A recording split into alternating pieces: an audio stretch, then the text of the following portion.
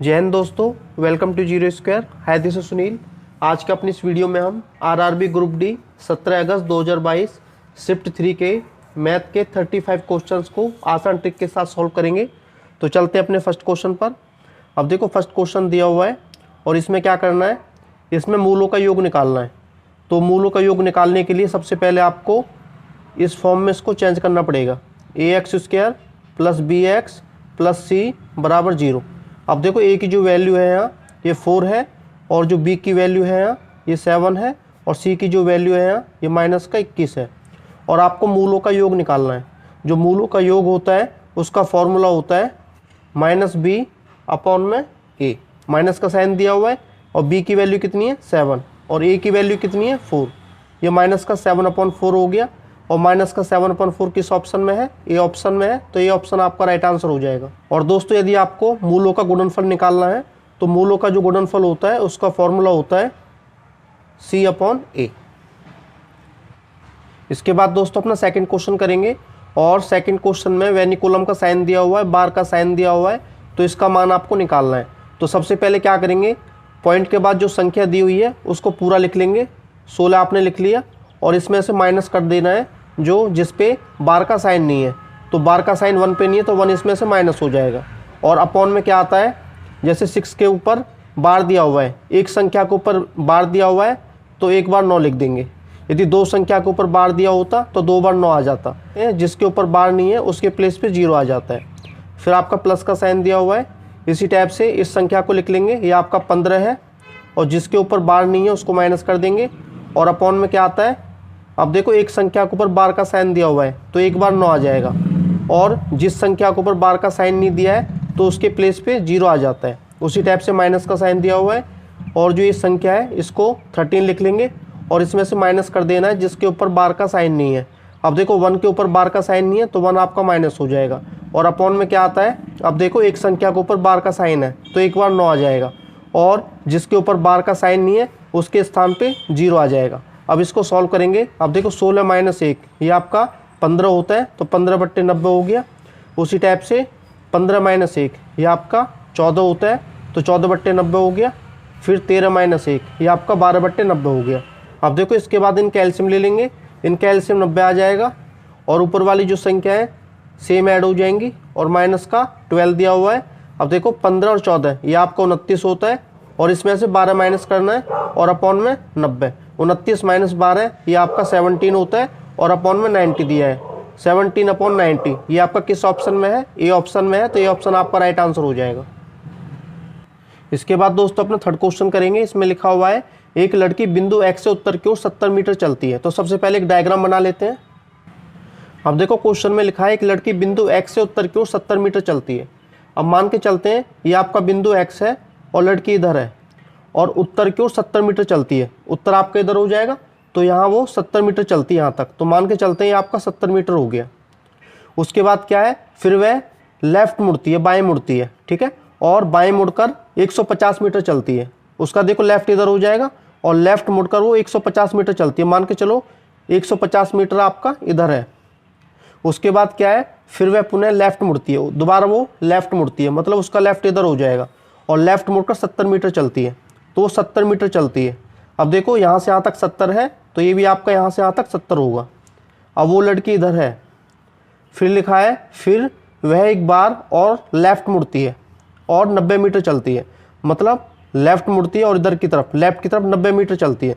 तो मान के चलते हैं 90 इधर है, ठीक है, क्योंकि यहाँ से लेके यहाँ तक 150 है तो यहाँ से लेके यहाँ तक ये भी आपका 150 होगा। इस हिसाब से यहाँ तक दूरी है वो 60 मीटर हो जाएगी। इसके बाद लिखा है फिर वह राइट मुड़ती है, मतलब उसका राइट इधर हो जाएगा और राइट मुड़कर 100 मीटर चलती है। तो मान के चलते हैं राइट मुड़कर वो 100 मीटर चलती है तो 100 मीटर उसका इधर हो जाएगा, ठीक है। और लास्ट में क्या लिखा है, अंत में वह लेफ्ट मुड़ती है, मतलब उसका लेफ्ट इधर हो जाएगा और लेफ्ट मुड़कर 60 मीटर चलती है और 60 मीटर चलते हैं। अब देखो यहाँ से यहाँ तक 60 है तो ये भी आपका 60 होगा। अब वो यहाँ पहुँच चुकी है, ठीक है, जड़ बिंदु पर। अब क्वेश्चन में लिखा है बिंदु जड़ बिंदु x से कितनी दूर और किस दिशा में है। जो बिंदु जड़ है बिंदु x से कितनी दूर है। अब देखो ये यहाँ से यहाँ तक 100 मीटर है तो ये भी यहाँ से यहाँ तक 100 मीटर होगा। तो दूरी तो आपकी 100 मीटर आ गई। अब उसके बाद पूछ रहा है कि जो बिंदु जड़ है, बिंदु x से किस दिशा में है। अब देखो बिंदु x ये है, बिंदु x से जड़ किस दिशा में है, तो ये किस दिशा में है, दक्षिण दिशा में है। तो 100 और दक्षिण, ये आपका राइट आंसर आ जाएगा। और ये आपका किस ऑप्शन में है, बी ऑप्शन में है, तो बी ऑप्शन आपका राइट आंसर हो गया। इसके बाद दोस्तों अपना फोर्थ क्वेश्चन करेंगे। इसमें लिखा हुआ है गायत्री अपने घर से निकलकर दक्षिण दिशा की ओर 100 मीटर चलती है। तो सबसे पहले एक डायग्राम बना लेते हैं। अब देखो क्वेश्चन में लिखा है गायत्री अपने घर से निकलकर दक्षिण दिशा की ओर 100 मीटर चलती है। तो मान के चलते हैं उस लड़की का घर इधर है और घर से वो दक्षिण दिशा की ओर 100 मीटर चलती है। दक्षिण की दिशा इधर है, तो मान के चलते हैं यहाँ तक वो 100 मीटर चली। अब इसके बाद क्या लिखा है, फिर वह राइट मुड़ती है। ठीक है, अब उसका राइट इधर हो जाएगा और राइट मुड़कर वो 120 मीटर चलती है। तो मान के चलो 120 मीटर उसका इधर है, तो 120 मीटर उसने चला। फिर वो राइट मुड़ती है और राइट मुड़कर 100 मीटर चलती है। तो उसका राइट इधर हो जाएगा और राइट मुड़कर 100 मीटर चलती है। अब देखो यहाँ से यहाँ तक 100 है, तो ये भी यहाँ से यहाँ तक 100 होगा। ये आपका 100 मीटर हो गया। और लास्ट में क्या है, वो दोबारा राइट मुड़ती है। अब वो यहाँ खड़ी है और उसका राइट इधर हो जाएगा और राइट मुड़कर 180 मीटर चलती है। अब देखो 180 मीटर कहाँ होगा, यहाँ से यहाँ तक 120 है, तो मान के चलते हैं 180 इधर होगा। ठीक है, ये पूरा यहाँ से यहाँ तक 180 हो जाएगा, तो यहाँ तक चलती है। ठीक है, अब देखो ये आपका 120 है यहाँ तक और 180 बनाने के लिए आपको 60 रखना पड़ेगा। अब क्वेश्चन में पूछा है अब वह आरंभ बिंदु से कितनी दूर है। ठीक है, आरंभ बिंदु इधर है और वो इधर आ चुकी है, तो यहाँ से यहाँ तक की दूरी आपको निकालनी है। तो यहाँ से यहाँ तक की दूरी कितनी, 60 मीटर है। और 60 मीटर किस ऑप्शन में है, ए ऑप्शन में है, तो ये ऑप्शन आपका राइट आंसर हो जाएगा। इसके बाद दोस्तों अपना 5वां क्वेश्चन करेंगे। 5वें क्वेश्चन में लिखा हुआ है 6 वर्ष पहले एक पिता की आयु उसकी पुत्री की वर्तमान आयु की 6 गुनी थी। 3 वर्ष बाद पिता की आयु उसकी पुत्री की आयु की 3 गुनी होगी। पुत्री की वर्तमान आयु ज्ञात करनी है। तो मान के चलते इसमें 2 बंदे हैं, एक पुत्री है, तो पुत्री की जो वर्तमान आयु है x वर्ष मान लेंगे और जो पिता है उसकी जो वर्तमान आयु है ये y वर्ष मान लेंगे। अब देखो फर्स्ट कंडीशन के अकॉर्डिंग चलेंगे। जो फर्स्ट कंडीशन है उसमें लिखा है 6 वर्ष पहले एक पिता की आयु। अब देखो 6 वर्ष पहले पिता की आयु कितनी हो जाएगी, y-6 हो जाएगी। तो y-6, 6 वर्ष पहले एक पिता की आयु उसकी पुत्री की वर्तमान आयु की 6 गुनी थी। उसकी पुत्री की वर्तमान आयु की 6 गुनी थी, मतलब यहाँ भी आपको x-6 करना पड़ेगा और इसकी 6 गुनी थी। तो इसको सॉल्व करेंगे। अब देखो 6 की x से मल्टीप्लाई करेंगे 6x हो जाएगा, 6 की 6 से करेंगे 36 हो जाएगा। अब यहाँ क्या करेंगे, x वाले पॉइंट एक तरफ, y को इधर ले लेंगे माइनस हो जाएगा। ये आपका -6 है, इसको इधर लाएंगे 36 को, ये प्लस का हो जाएगा। अब देखो 36 - 6 ये आपका 30 हो गया, ये आपका 6x - y हो गया। तो पहला समीकरण आपका बन गया 6x - y = 30। ये दूसरी कंडीशन में लिखा हुआ है 3 वर्ष बाद पिता की आयु।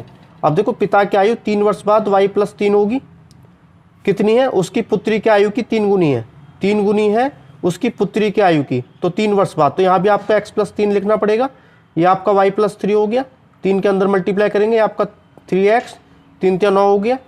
अब देखो इसको सॉल्व करेंगे, आपका 3x हो गया और y को इधर ले लेंगे, ये माइनस का y हो जाएगा। और देखो 9 को इधर ले जाएंगे, माइनस का 9 हो जाएगा। तो 3x - y = -6, ये आपकी सेकंड इक्वेशन होगी। अब क्या करेंगे, फर्स्ट में से सेकंड इक्वेशन लेस कर देंगे। ठीक है, यहाँ से आपकी x और y की वैल्यू निकल के आ जाएंगी। तो 6x - y 30 फर्स्ट इक्वेशन है, ये आपकी सेकंड इक्वेशन है। इसको सॉल्व कर लेते हैं। तो माइनस करेंगे, ये माइनस हो गया, ये प्लस हो जाएगा, ये प्लस हो जाएगा, ये से कैंसिल आउट। 6 में से 3 गया, 3 बचा और 30 और 6 36 होता है। तो x की वैल्यू निकालो, ये आपका 12 आ गया। अब देखो क्वेश्चन में क्या निकालना था, पुत्री की वर्तमान आयु, और पुत्री की वर्तमान आयु आपने x मानी थी, तो x का मान 12 आ चुका है। अब देखो 12 किस ऑप्शन में है, बी ऑप्शन में है, तो बी ऑप्शन आपका राइट आंसर हो जाएगा। के बाद दोस्तों अपना छठा क्वेश्चन करेंगे। छठे क्वेश्चन में क्या निकालना है, एक सीरीज दी हुई है और ये वाली टर्म आपको फाइंड करनी है। तो यहाँ देख लेते हैं कितने का गैप है, 3 और 7, इसके बीच में 4 का गैप है, 7 और 13 इनके बीच में 6 का गैप है, 13 और 21 इनके बीच में 8 का गैप है, 21 और 31 इनके बीच में 10 का गैप है। तो अगली संख्या के बीच में कितने गैप होगा, 12 का गैप होगा। ठीक है, तो 12 इसमें ऐड कर देंगे, 31 और 12 ये आपके कितने होते हैं, ये आपके 43 होते हैं। और 43 आपका किस ऑप्शन में है, सी ऑप्शन में है, तो सी ऑप्शन आपका राइट आंसर हो जाएगा। इसके बाद दोस्तों अपना 7वां क्वेश्चन करेंगे। 7वें क्वेश्चन में लिखा है 2 अंकों वाली ऐसी संख्याओं की संख्या ज्ञात करो जो 2 और 4 दोनों से विभाज्य हो, डिविजिबल हो। अब देखो जाहिर सी बात है, जो 4 से डिवाइड होगा वो 2 से भी डिवाइड होगा, तो 4 का निकाल लेते हैं, 2 का ऑटोमेटिक निकल के आ जाएगा। अब देखो 2 अंकों वाली संख्या है, तो 2 अंकों वाली संख्या 10 से स्टार्ट होती है, लेकिन हमको चाहिए 4 से भाग होने वाली। तो 4 से भाग होने वाली पहली संख्या होगी 12, फिर आपकी 16, फिर 20 इस टाइप से, और लास्ट में जो 2 अंकों वाली संख्या होती है वो 99 होती है। अब 4 से देख लेते कौन सी संख्या भाग होगी, तो 4 से आपकी 96 भाग होती है, तो ये 2 अंकों वाली संख्या होगी जो 4 से भाग होती हैं। अब इनकी संख्या निकालनी है, संख्या है कितनी, तो सबसे पहले हम क्या निकालते हैं, an निकालते हैं। ये वाला लास्ट टर्म होता है, इसको an कहते हैं। ये आपका 96 दिया हुआ है, इसका फॉर्मूला होता है a plus n-1 into D और बराबर 96। अब देखो a ये आपका पहला पद है, n की वैल्यू आपको निकालनी है, और d होता है कॉमन डिफरेंस, जो 4 का अंतर है, 4 से डिवाइड करना है। अब क्या करते हैं, जो 12 है इसको राइट हैंड साइड ले जाएंगे, माइनस का हो जाएगा। अब देखो यहाँ n-1 इंटू 4 बचा। अब 96 में से 12 लेस करना है तो 84 आ जाएंगे, ठीक है। और क्या करेंगे, इसको 4 से डिवाइड दे देंगे, तो 4 दूनी 8, 4 एकम 4, यहाँ n-1 बचा। n की वैल्यू आपको फाइंड करनी है, तो 1 को इधर ले जाएंगे, प्लस का हो जाएगा। 21 और 1 22 होते हैं, तो 2 और 4 से भाग होने वाली संख्या कितनी है, 22 है, जो कि आपका ए ऑप्शन में है, तो ये ऑप्शन आपका राइट आंसर हो जाएगा। इसके बाद दोस्तों अपना 8वां क्वेश्चन करेंगे। इसमें लिखा है यदि द्विघात समीकरण ये है और मूलों का योग 9 दिया है तो b का मान आपको निकालना है। अब देखो जो मूलों का योग होता है उसका फॉर्मूला होता है अल्फा प्लस बीटा बराबर क्या होता है, माइनस b अपॉन a, ये होता है। लेकिन मूलों का जो योग है आपको दिया हुआ है कितना है, 9 दिया हुआ है। अब देखो जो b की वैल्यू आपको फाइंड करनी है, a की वैल्यू है कितनी, a की वैल्यू ये होती है, इसके अकॉर्डिंग लेके चलते हैं ना, ax² plus bx plus c बराबर 0, तो a की वैल्यू आपकी 5 हो जाएगी, तो यहाँ 5 रखना है, बराबर का 9। अब क्या करेंगे, क्रॉस मल्टीप्लाई करेंगे, ठीक है।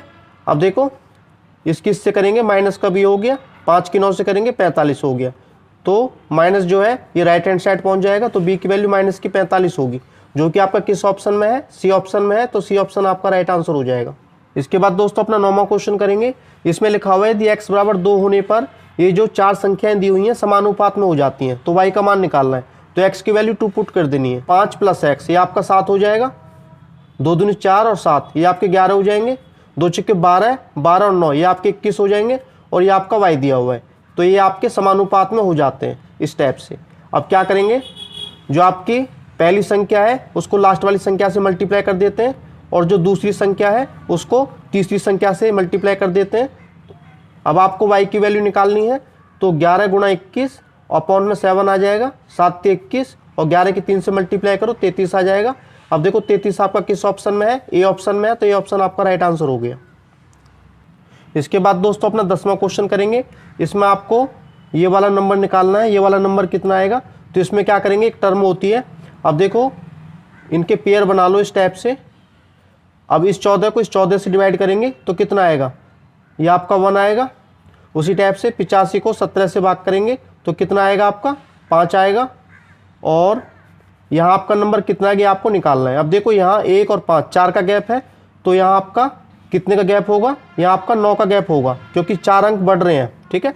4 ऐड करेंगे, 4 और 5 9 होते हैं, और 92 की मल्टीप्लाई 9 से कर देंगे तो आपका कितना आ जाएगा, 828 आ जाएगा। और 828 आपका किस ऑप्शन में है, बी ऑप्शन में है, तो बी ऑप्शन आपका राइट आंसर हो गया। इसके बाद दोस्तों अपना 11वां क्वेश्चन करेंगे। इसमें लिखा है एक साड़ी को 11 दिनों में, बी उसे 20 दिनों में और सी 55 दिनों में पेंट कर सकता है। जिसमें 3% दिए, ए किसी साड़ी को 11 दिनों में पेंट कर सकता है, और जो बी है, बी उस साड़ी को 20 दिनों में पेंट कर सकता है, और जो आपका सी है, सी उसे 55 दिनों में पेंट कर सकता है। ये आपको दिया हुआ है। अब इसके बाद क्या करते हैं, टोटल वर्क निकाल लेते हैं। तो टोटल वर्क निकालने के लिए इनका एलसीएम निकालना पड़ता है, 11, 20 और 55, इनका एलसीएम कितना आ जाएगा, 220 आ जाएगा। अब क्या करते हैं, अब इनका एक दिन का काम निकाल लेते हैं। अब देखो ए एक दिन में कितना पेंट करता है, तो 220 को 11 से भाग देंगे तो 11 दूनी 22, तो ये 20 काम को करेगा।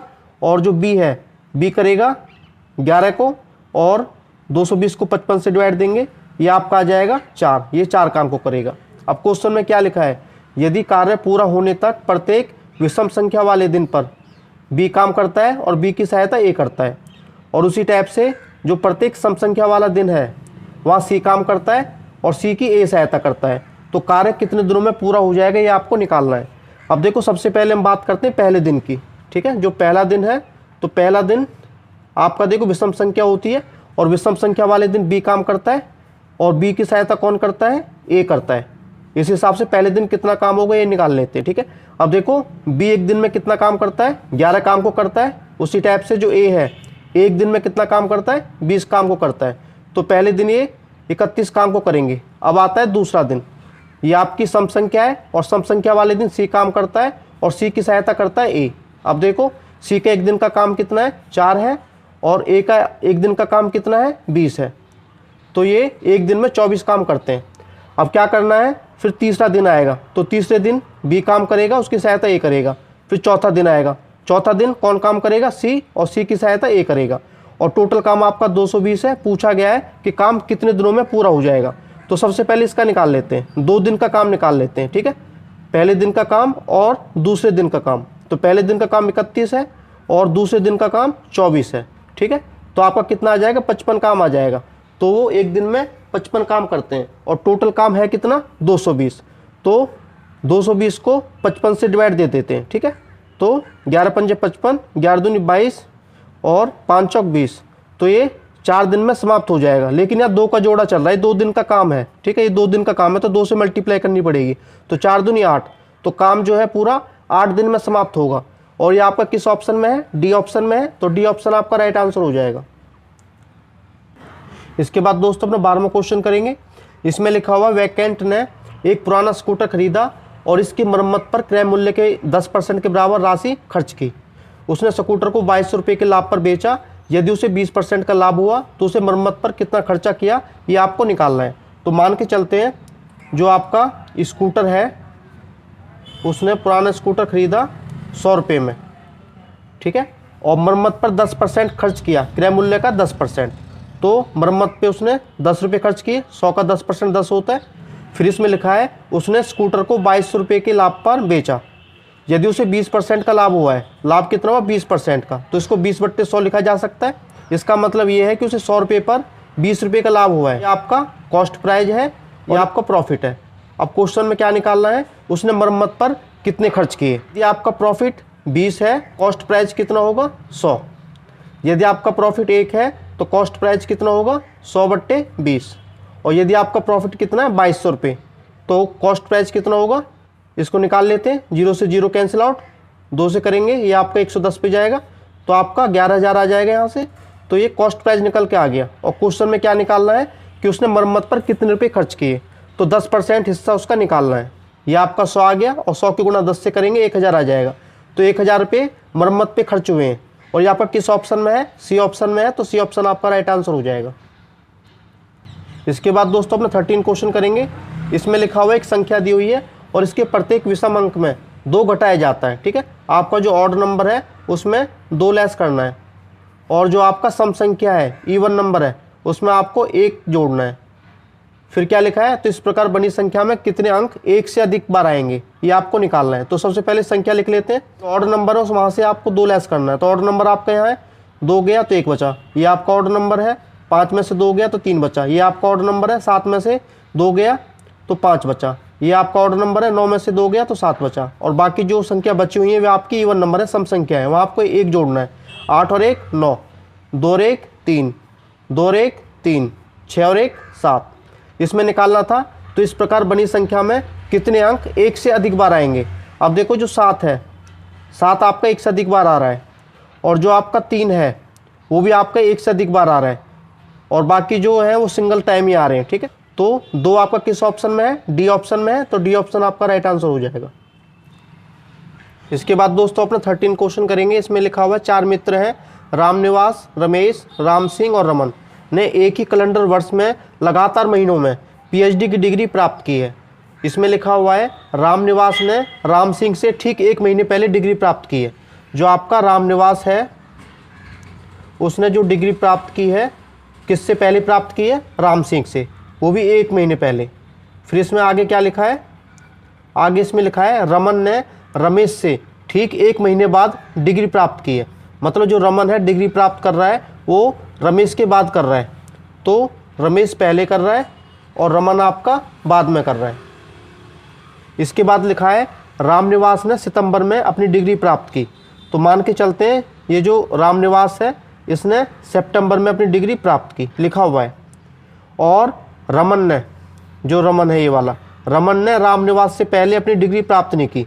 जो रमन है वो रामनिवास के बाद ही आएगा, क्योंकि जो रमन है उसने अपनी डिग्री रामनिवास से पहले प्राप्त नहीं की है, बाद में प्राप्त की है। क्वेश्चन में साफ साफ लिखा है। फिर आगे देखो, रमेश ने अपनी डिग्री किस महीने में प्राप्त की। तो क्वेश्चन में लिखा हुआ है जो 4 मित्र हैं उन्होंने जो अपनी डिग्री प्राप्त की लगातार महीनों में की है, किसी भी महीने में कोई गैप नहीं है।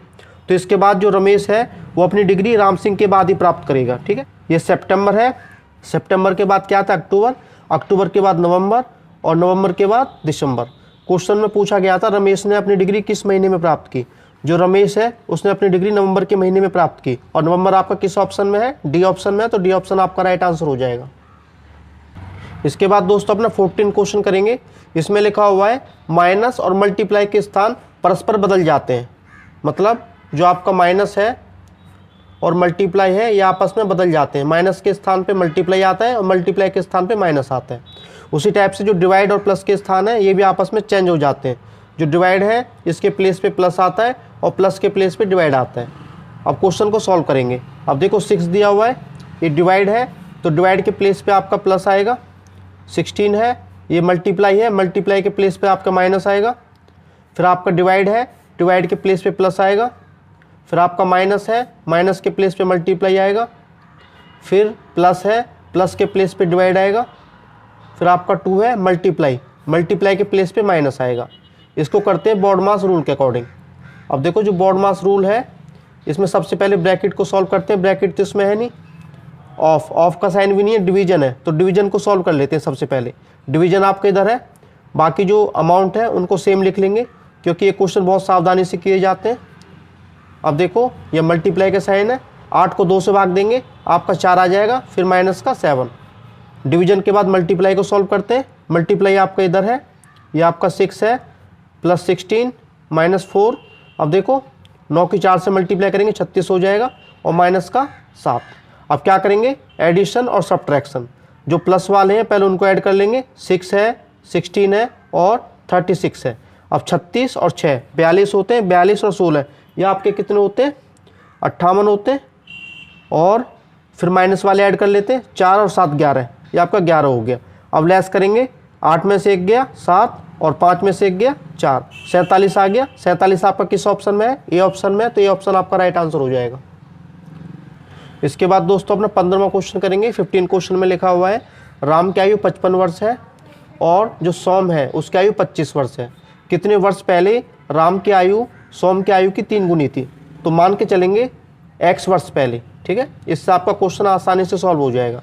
अब देखो कितने वर्ष पहले राम की आयु, यदि क्वेश्चन में पहले लिखा हुआ है तो पहले के लिए माइनस कर देते हैं, तो 55 माइनस एक्स।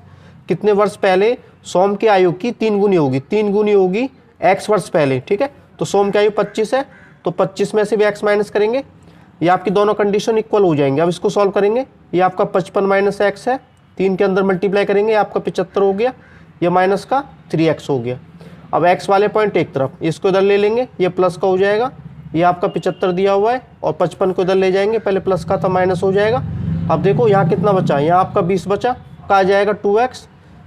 अब x की वैल्यू निकालनी है तो 20/2, तो x का मान आपका 10 आ गया। अब तो देखो 10 वर्ष पहले जो राम की आयु है सोम की आयु की 3 गुनी हो जाएगी। अब 10 वर्ष किस में है, बी ऑप्शन में है, तो बी ऑप्शन आपका राइट आंसर हो जाएगा।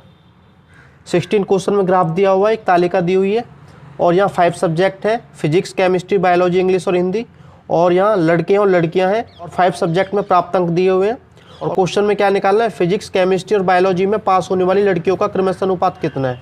अब देखो लड़कियाँ आपकी इधर है, और आपका अनुपात निकालना है फिजिक्स का, केमिस्ट्री का और बायोलॉजी का। तो लड़कियों ने फिजिक्स में अंक प्राप्त किए 135, और केमिस्ट्री में प्राप्त किए 195, और बायोलॉजी में प्राप्त किए 165। इनका अनुपात निकालना है। अब क्या करेंगे, 15 से इनको डिवाइड करेंगे, 15 नंबर 135 होते हैं, 15 कम 15 और 15 45, 15 कम 15 और 15 कम 15। अब देखो 9:13:11, ये आपका रेशो आ गया। ये आपका किस ऑप्शन में है, ए ऑप्शन में है, तो ये ऑप्शन आपका राइट आंसर हो जाएगा।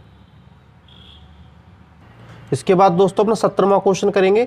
इसमें लिखा हुआ है 18.5 centimetre multiply 12.5 centimetre multiply 10 centimetre. ये आपका L है, ये आपका M है, ये आपका N है। विमाओं वाले एक घनाभ को सभी तरफ से पेंट किया जाता है। पेंट किए जाने वाले भाग का क्षेत्रफल निकालना है। एक तो सरफेस एरिया का फॉर्मूला क्या होता है अब इनकी वैल्यू रख लेंगे, ठीक है।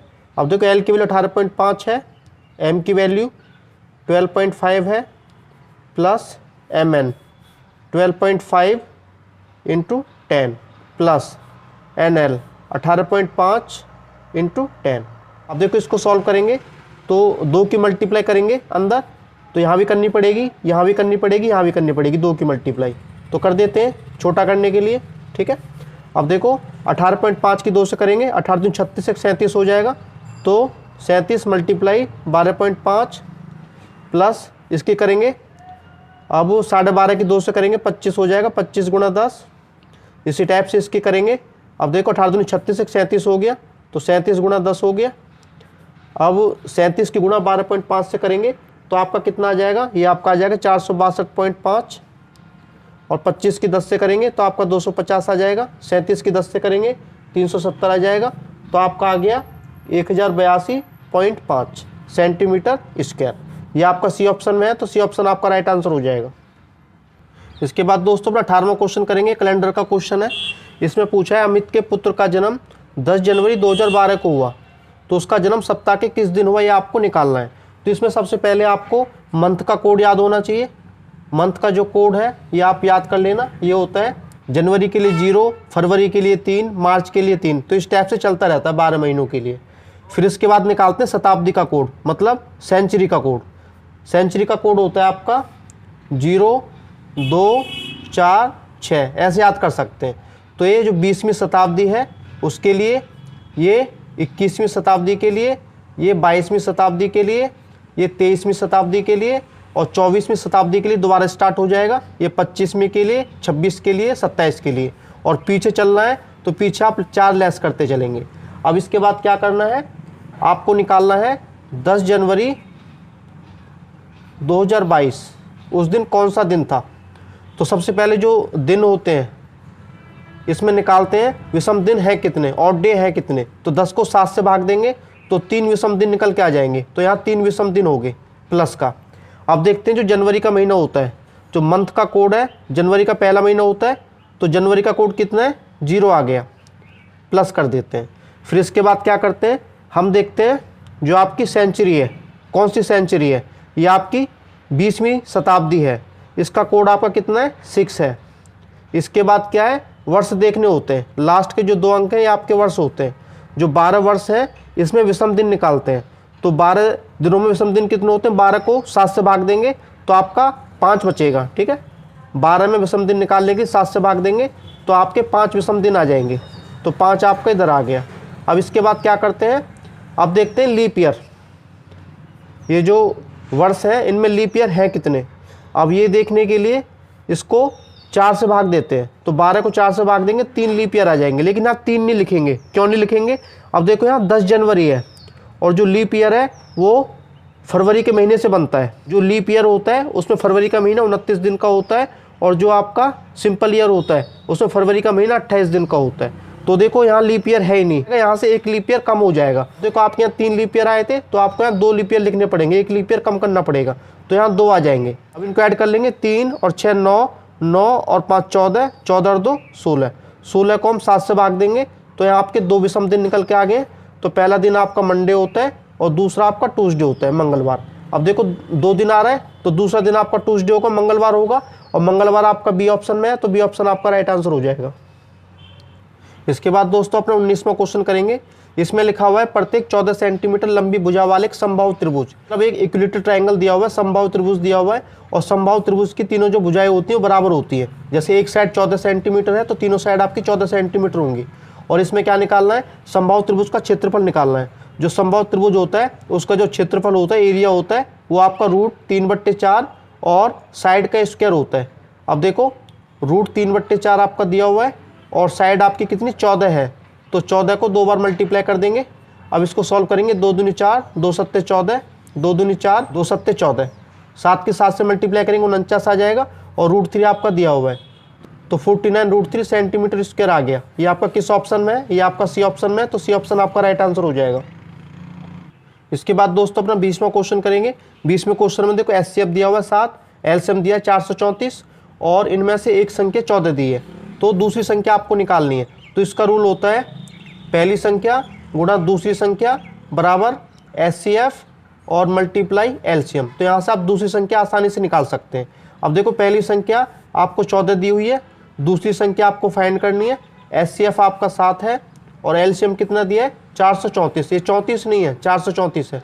अब क्या करेंगे, सेकंड नंबर आपको निकालना है, तो 14 से इसको डिवाइड दे देंगे, तो ये आपका 7 से कट जाएगा, 7 दूनी 14, फिर 2 से भाग देंगे, 2 दूनी 4, 2 एकम 2, 2 सत्ते 14, 217 आ गया।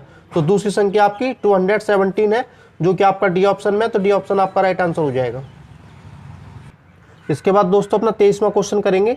इसमें लिखा हुआ है नीचे दी गई आकृति में रेखा एल और एम के समानांतर हैं, ये दोनों पैरेलल लाइन दी हुई हैं और ये आपको 2x + y का मान निकालना है। और जो दो पैरेलल लाइन है इनको दो ट्रांसवर्सल लाइन कट कर रही है, तिर्क रेखाएं। अब देखो इसमें बीच में क्या रिलेशन होगा, इनके जो संगत कोण होंगे बराबर होंगे, मतलब ये वाला जो कोण है इस वाले कोण के बराबर होता है, ठीक है। ये आपका 60 डिग्री है तो ये भी कितना होगा 60 डिग्री। और आपको y की वैल्यू निकालनी है। हमको पता है जो सरल रेखा होती है, जो सरल रेखा होती है ये आपकी 180 डिग्री की होती है टोटल, यहाँ से लेके यहाँ तक। जब आपका ये 60 है तो ये कितना होगा, ये आपका 120 हो जाएगा। तो यहाँ से y की वैल्यू निकल के आ चुकी है, y की वैल्यू होगी आपकी 120 डिग्री। और आपको निकालना है 2x + y का मान, तो x की वैल्यू निकाल लेते हैं। अब देखो ये वाला जो एंगल है नीचे वाले कोण के बराबर होगा, ठीक है। अब देखो ये वाला कोण निकाल लेते हैं सबसे पहले। अब ये पूरा देखो 180 है यहाँ से यहाँ तक, तो ये वाला पोर्शन कितना हो जाएगा यहाँ से यहाँ तक, 180 में से 105 लेस करेंगे, ये आपका 75 आ जाएगा। अब देखो ये 75 है तो ये भी आपका कितना होगा 75 होगा। तो x का मान भी आपका 75 डिग्री आ चुका है और आपको निकालना है 2x + y की वैल्यू। अब देखो 2 आपका दिया हुआ है, x का मान कितना है 75 डिग्री और y का मान कितना है 120। इसको सॉल्व करेंगे, 2 की 75 से गुणा करो, ये आपका 150 आ गया और प्लस 120। अब इसको ऐड करेंगे, ये आपका कितना आ जाएगा 270 आ जाएगा। 270 डिग्री किस ऑप्शन में है, ए ऑप्शन में है, तो ये ऑप्शन आपका राइट आंसर हो गया। इसके बाद दोस्तों अपना 24वां क्वेश्चन करेंगे। इसमें लिखा हुआ है एक व्यक्ति ने 75,000 रुपये की धनराशि 7.5% वार्षिक साधारण ब्याज की दर से 6 वर्ष के लिए निवेश की। 6 वर्ष बाद उसे प्राप्त होने वाला मिश्रधन ज्ञात करना है। तो साधारण ब्याज आपका दिया हुआ है, तो इसमें ब्याज का रूल लगा लेते हैं। ब्याज का रूल क्या होता है, इसका होता है PR × T और अपॉन में 100। अब देखो उसने 75,000 रुपये लगाए, ये आपका P का मान हो गया। R आपका कितना 2 7 14, 15/2 हो गया, तो इनको 15/2 लिखा जा सकता है। और टाइम आपका कितना है 6 वर्ष है और नीचे 100 दिया होता है। यहाँ से ब्याज निकाल लो सबसे पहले, ठीक है। अब 2 0 से 2 0 कैंसिल आउट, 2 से इसको काटेंगे तो 3 पे जाएगा। पहले 750 के 3 से गुणा कर लेंगे, ये आपका 2250 आ जाएगा और गुणा में 15 दिया हुआ है और 2250 के 15 से गुणा करेंगे, ये आपका 33,750 आ जाएगा। ये आपका इंटरेस्ट निकल के आ गया, ब्याज निकल के आ गया। और आपको निकालना है मिश्रधन। मिश्रधन कितना होगा, तो मिश्रधन का रूल होता है मूलधन और प्लस में जो इंटरेस्ट है। मूलधन कितना आपका 75,000 और जो इंटरेस्ट आया है उसको ऐड कर देंगे। इंटरेस्ट कितना आया 33,750, इसको ऐड करेंगे तो ऐड करने पर आपका आ जाएगा 1,08,750 रुपये। अब 1,08,750 किस ऑप्शन में है, ए ऑप्शन में है, तो ये ऑप्शन आपका राइट आंसर हो जाएगा। इसके बाद दोस्तों 25वां क्वेश्चन करेंगे। इसमें लिखा हुआ है x और y एक कार्य को क्रमशः 8 दिन और 12 दिन में पूरा कर सकते हैं। एक x दिया है और एक y दिया है। x किसी काम को 8 दिन में पूरा कर सकता है और जो y है किसी काम को 12 दिन में पूरा कर सकता है।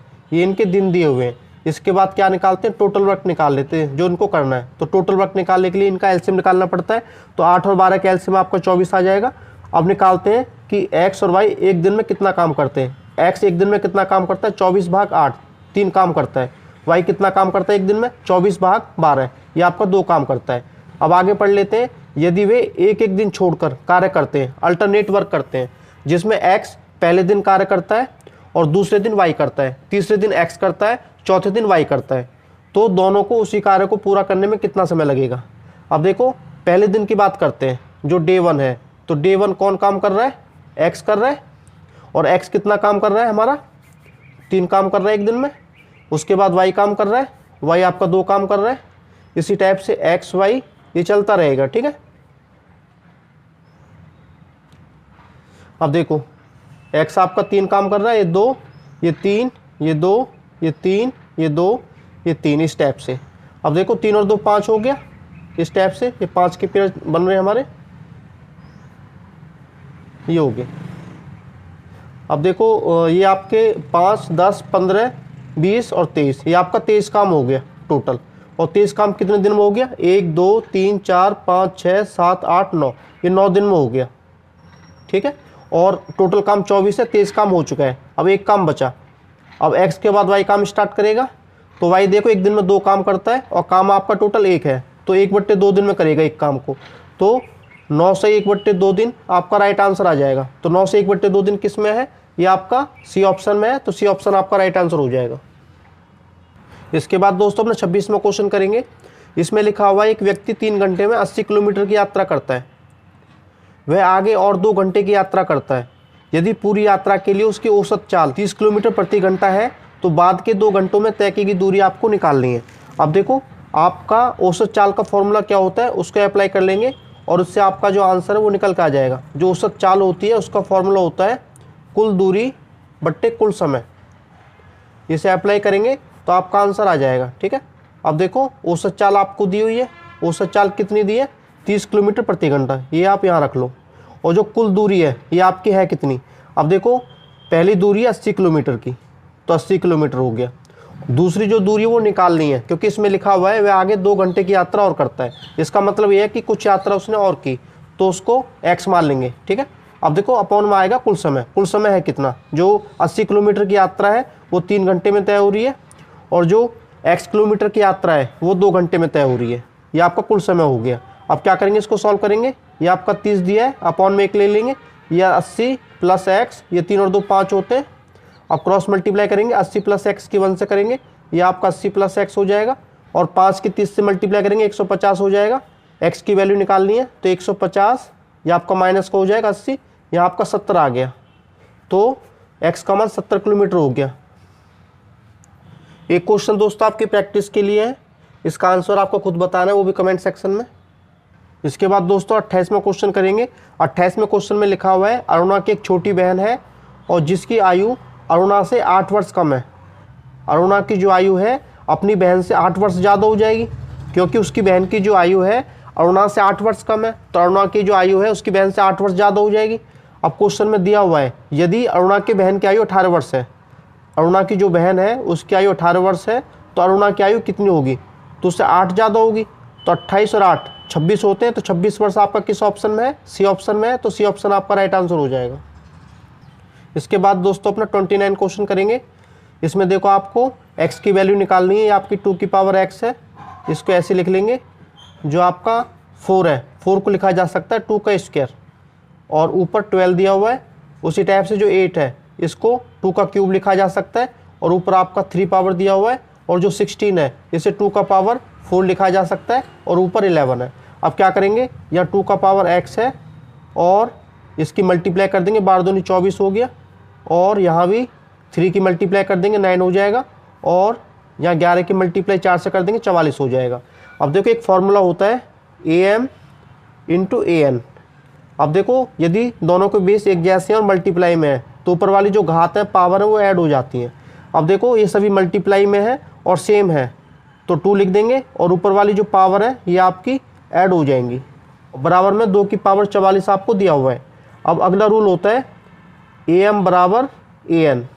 बराबर में यदि am बराबर an है, बेस एक जैसे हैं, तो पावर आपकी ऑटोमेटिक इक्वल हो जाती हैं। अब देखो आपके बेस इक्वल है तो पावर आपके ऑटोमेटिक इक्वल हो जाएंगी। तो 24 प्लस 9 ये आपका 44 के इक्वल हो जाएगा। इनको ऐड करेंगे, 24 प्लस 9 ये आपका 33 होता है, और बराबर में 44 है। x की वैल्यू आपको फाइंड करनी है, तो 33 को राइट हैंड साइड ले जाएंगे, इट विल बी माइनस 44 में से 33 गया 11 बचा। अब x का मान 11 आ चुका है। 11 आपका किस ऑप्शन में है? ए ऑप्शन में, तो ये ऑप्शन आपका राइट आंसर हो जाएगा। इसके बाद दोस्तों अपना 30वां क्वेश्चन करेंगे। इसमें x अपॉन वाई बराबर 3/2 दिया हुआ है, मतलब x का मान 3 है और y का मान 2 है, और इसकी वैल्यू आपको फाइंड करनी है। तो x की वैल्यू 3 है तो यहाँ रख दो, ये आपका 3 का स्क्वायर, और y का मान 2 है, ये आपका 2 का स्क्वायर। इसी टाइप से यहाँ 3 का स्क्वायर और माइनस 2 का स्क्वायर। इसको सॉल्व करो, 3 × 9 2 दूनी 4, 3 × 9 2 दूनी 4। अब देखो 9 4 13 होते हैं, और 9 माइनस 4 5 होते हैं, तो 13/5 आ गया। और 13/5 आपका सी ऑप्शन में है, तो सी ऑप्शन आपका राइट आंसर हो जाएगा। अब इसके बाद दोस्तों अपने 31वां क्वेश्चन करेंगे और आपको ए का मान निकालना है और थीटा एक न्यून कोण है, एक्यूट एंगल है। अब क्या करेंगे, जो कॉसेक थीटा होता है इसको लिखा जा सकता है 1/sin थीटा, और जो आपका कॉट थीटा होता है इसको लिखा जा सकता है cos theta upon sin theta, और इन सभी का होल स्क्वायर हमें दिया हुआ है, और बराबर 1 माइनस कॉस थीटा और अपॉन में ए। अब क्या करेंगे, इसका एलसीएम ले लेंगे, यहाँ साइन थीटा एलसीएम आ जाएगा, और देखो ऊपर आपका 1 माइनस कॉस थीटा आ जाएगा, और स्क्वायर आपका दिया हुआ है। अब देखो ये चीज़ आपको दी हुई है, अब इनका जो स्क्वायर है अलग अलग कर लेंगे। 1 माइनस कॉस थीटा, इसका स्क्वायर अलग हो जाएगा और इसका स्क्वायर अलग हो जाएगा। इस टाइप से इसको लिखा जा सकता है। अब क्या करेंगे, आगे सॉल्व करेंगे। अब देखो 1 माइनस कॉस थीटा, यहाँ 2 पावर है या 1 पावर है, तो ये से ये कैंसिल आउट हो जाएगा। ऊपर बचा 1 माइनस कॉस थीटा, और जो आपका साइन स्क्वायर थीटा है इसको लिखा जा सकता है 1 माइनस कॉस स्क्वायर थीटा, ठीक है, यहाँ 1/a बचा। अब देखो 1 माइनस कॉस थीटा, जो आपका 1 माइनस कॉस स्क्वायर थीटा है इसको लिखा जा सकता है 1 माइनस कॉस थीटा और 1 प्लस कॉस थीटा। किस रूल के according, A square minus B square rule के अकॉर्डिंग। ये होता है आपका ए माइनस बी और ए प्लस बी।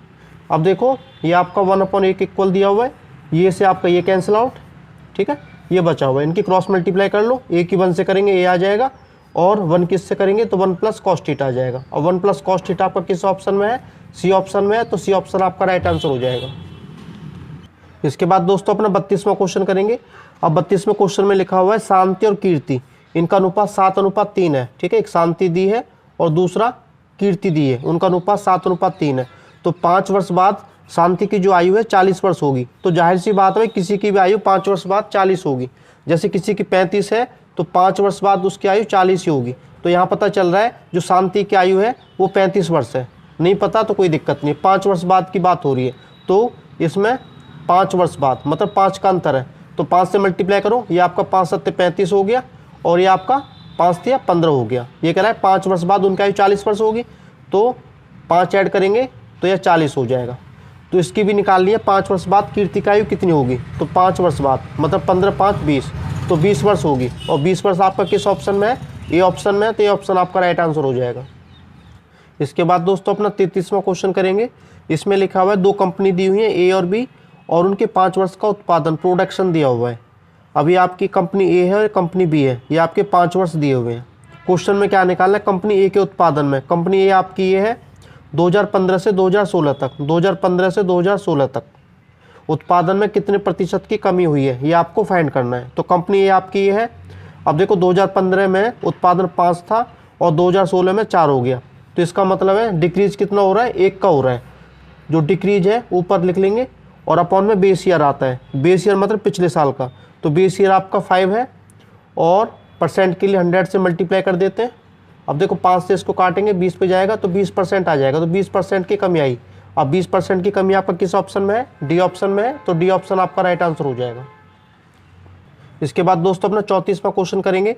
34वें क्वेश्चन में लिखा हुआ है एक व्यक्ति 100 मिनट तक 20 मीटर प्रति मिनट की चाल से चलता है और 50 मिनट तक 70 मीटर प्रति मिनट की चाल से चलता है, उसकी औसत चाल ज्ञात करनी है। अब देखो क्या करते हैं, जब भी आपको औसत चाल निकालना होता है तो इसका सिंपल सा फॉर्मूला होता है,